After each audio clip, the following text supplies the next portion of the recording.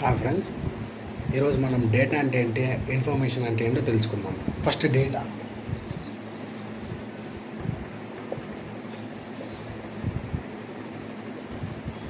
Information. Data అంటే ఏంటి, information అంటే ఏంటి? డేటా అంటే మనం ఇచ్చే ఏదన్నా మనం ఇప్పుడు ఫర్ ఎగ్జాంపుల్ ఒక డేటా అంటే ఏంటంటే మనం ఒక ప్రొడ్యూస్ చేయడం, ఒక సోర్స్ని ప్రొడ్యూస్ చేస్తాం, దాన్నే డేటా అంటాం.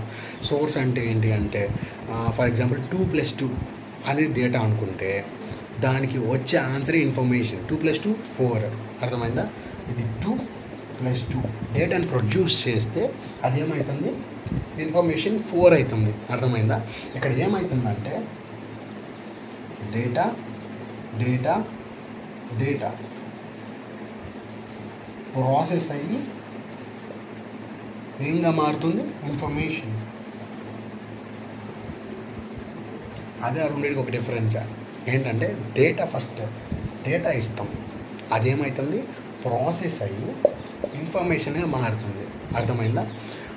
డేటాని అది లాజిక్ ఏమన్నా డేటాలో, ఇన్ఫర్మేషన్లో లాజిక్ క్యారీ చేస్తుంది.